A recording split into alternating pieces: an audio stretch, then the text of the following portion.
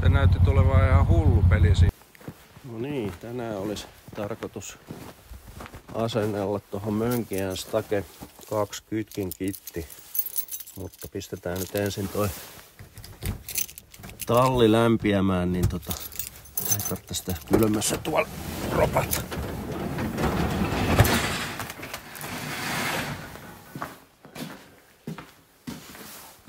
Eli lämmitintä pöhisemään sitten. Katsotaan kuinka paljon me saadaan tänne asteita. Tosiaan taitaa olla niin, että on nyt toi sama kuin ulkolämpötila, tai sitten toi mittarikin on hajonnut, se näyttää vaan LL sisälämpötilaksi, mutta -3,7 on ulkona lämpöä. Ei mitään, pistetään lämmitin päälle ja jatketaan videon pari.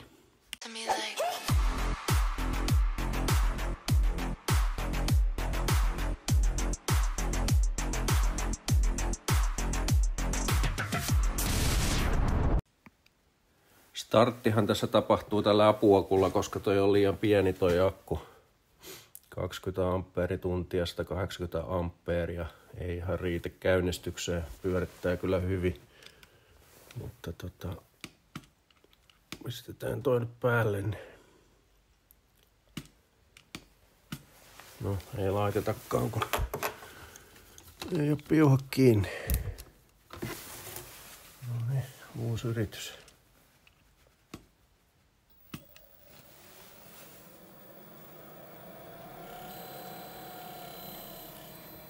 Sitten odotellaan, että pumppu vähän raksuttelee, niin saadaan toi tulille. No niin, nyt alkoi pumppu pöhisemään. No niin, kierrokset alkaa nousemaan. Nyt voidaan ottaa toi akku pois tosta ja laittaa toi laturi tonne paikoilleen. Niin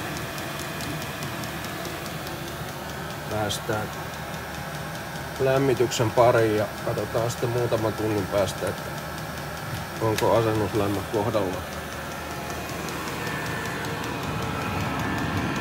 Joo, lämmitä tulee jo. 2 hours later. Pumppu on ollut päällä nyt 2 tuntia 50 minuuttia ja tallessa näyttäisi olevan 4 astetta vähän ylittä. Ulkona on -4,7. Eli semmonen suurin piirtein 10 astetta on ollut ylöspäin tuossa tona aikana. Lämmintä tulee, ei pysty ihan lähelle pistää, on niin kuumaa. Mutta eipä siinä, ruvetaan hommiin asentelemaan kytkintä. Tein tämmösen asennustyökalu. Saa ton kytkimen purettua. Siis tää on ihan irti tuolta, en hitsailu mitään, mutta katsotaan, josko sillä sais toimimaan tänne systeemin. Ja no ei mitään, avataan toi kytkinsarja tuolta laatikosta ja katsotaan minkä näköinen se on. Semmonen boksi. Aukaus sitä, mitä sieltä löytyy.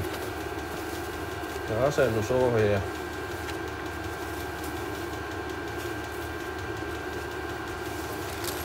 Täällä on tavaroita, tuolla on painot. Sitten on prikka sinne alle ja tuolla saa sen variaattorin auki sitten sen perimmäisen puolen. Sitten siihen takavariaattoriin toi jousi ja tarraakin näyttäisi olevan. Etuvariaattori vähän jälkemmin jousi.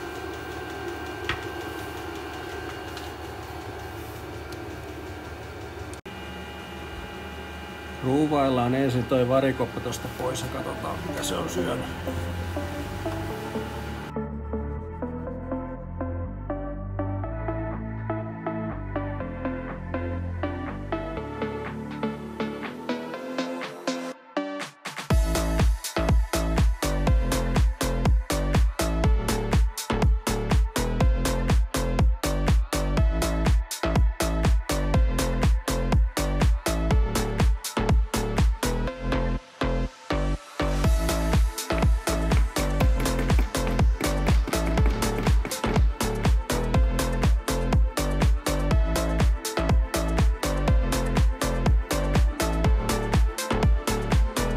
peli pohjaa.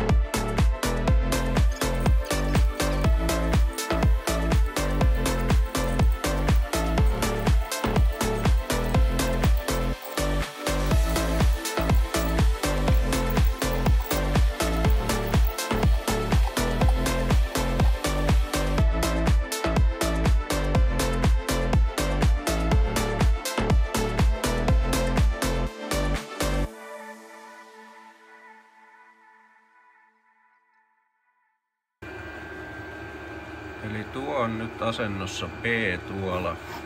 Ja sitten täällä on tuon asennossa 1. Tässä kuvata paremmin noin.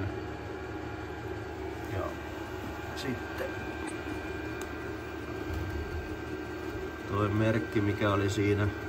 Eli se tuli tolle puolelle, käännettiin tosta niinku myötäpäivään tohon. Sitten se pitäisi olla oikeassa asennossa. Viimeinen vielä laittaa 150 niutta, niin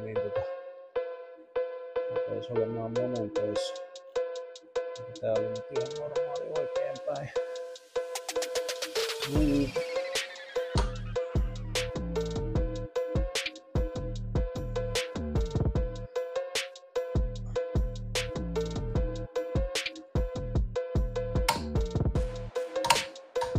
No siinä. Niin. Ihan hyvä työkalu, ei ilman toimeen tuu, jos meinaa momenttiin saada. Se on sitten vähän hakuammuntaa tai rannemomentti, että miten sen saa ja miten sen saa sitä tuettua ylipäätään tuohon laitteeseen. Mut joo, laitetaan kasaa, tai oikeastaan voitaisiin testata tässä vaiheessa, että miten toi nyt sitä pyörittää. Tuossa tosin täytyy ottaa irti tosta ennen kuin testailee yhtään mitään.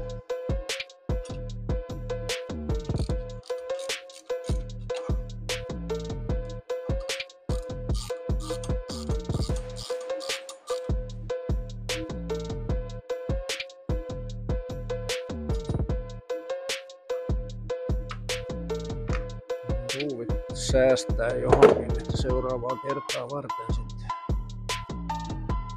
Jees, ihan hyvä. Pätevä työkalu ja no, kyllähän tällä hintaa oli varmaan joku. Tähän tää oli 50 € vähän päälle.